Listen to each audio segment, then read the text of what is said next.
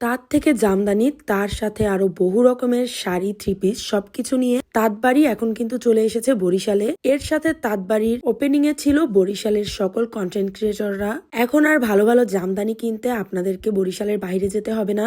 বাংলাদেশে এটা কিন্তু তাঁতবাড়ির 3 নাম্বার ব্রাঞ্চ। তাঁতবাড়ির আরো 2টা ব্রাঞ্চ রয়েছে, একটা হলো ওয়ারিতে, আরেকটা হলো নরসিংদীতে। আপনাদেরকে বরিশালের এটা ঠিকানা না দিলে কেমনে হয় বলে। বরিশালের পুলিশ লাইনে যে স্বপ্নের একটা আউটলেট আছে না, তার ঠিক পাশেই এই তাঁতবাড়িটা চলে এসেছে। তাঁতবাড়িতে এসে আমার টেস্ট অফ বরিশালের সাথে দেখা হয়েছে। আগে অনেকবার কথা হলেও দেখা হয়েছে প্রথমবার। সত্যি কথা বলতে মাশাআল্লাহ অনেক ভালো। আমার খুবই পছন্দের মানুষ কেয়া আপুর সাথেও কিন্তু এবার আমার জীবনে প্রথমবার দেখা হয়ে গেল। সত্যি কথা বলতে সে অনেক বেশি সুন্দরী মাশাআল্লাহ, এবং অনেক অনেক ভালো একজন মানুষ।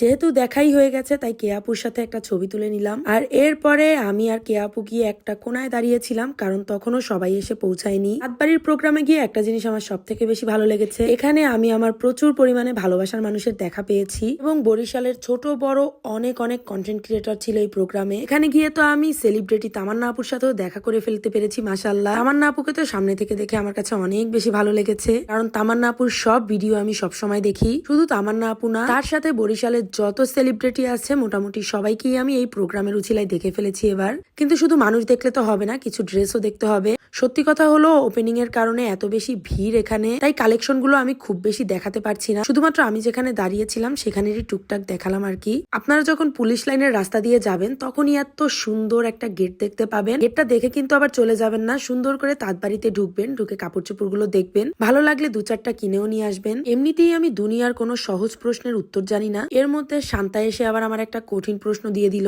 প্রশ্নটা আমি আপনাদেরকেও করছি, আপনারা কমেন্টে এর উত্তরটা দিয়ে।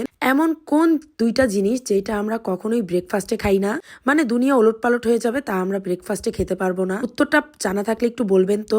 এখানে যে ড্রেসগুলো দেখছি আপনারা একটু দেখেন, ড্রেসগুলো কি পরিমাণে সুন্দর। মানে মোটামুটি সব প্রিমিয়াম থ্রি পিস গুলো ছিল, কিন্তু প্রাইসটা কিন্তু খুবই রিজনেবল ছিল এগুলোর। এর মধ্যে হুট করে মিস্টার বিনের সাথে দেখা হয়ে গেল। ছোট থেকে এই মিস্টার বিনকে কতই টিভিতে দেখলাম, তার মধ্যে দেখি এই মিস্টার বিন বরিশালে কথা বলতে বলতে আমাদের পাশ থেকে চলে গেল। যাই হোক, সবার সাথে দেখা সাক্ষাৎ শেষ করে এবার চলে এসেছি বাসায়। আর তাঁতবাড়ির পক্ষ থেকে আমি কিন্তু একটু গিফটও পেয়েছি। যেহেতু তাঁতবাড়ির সবটাই আপনাদের দেখালাম, গিফট না দেখালে কিভাবে হবে বলেন। তাঁতবাড়ির পক্ষ থেকে কিন্তু আমি আমার জামার জন্য এই সুন্দর পাঞ্জাবিটা পেয়েছি। যদিও পাঞ্জাবিটা খুব ভালো মতো ভিডিওতে বোঝা যাচ্ছে না, এটা কিছুটা জ্যাকেট টাইপের একটা কাপড়। আর তার সাথে আমি এত সুন্দর একটা জামদানি পেয়েছি।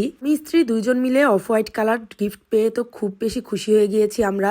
যাই হোক, এই হলো আমাদের গিফট। এখানে কিন্তু পাঞ্জাবিটা মোটামুটি ভালো মতো দেখা যাচ্ছে। ইনশাল্লাহ একদিন আমি শাড়ি পরবো আর আলিফকে পাঞ্জাবিটা পরাবো। যাই হোক, আজকের মতো বিদায় নিচ্ছি। আল্লাহ হাফেজ।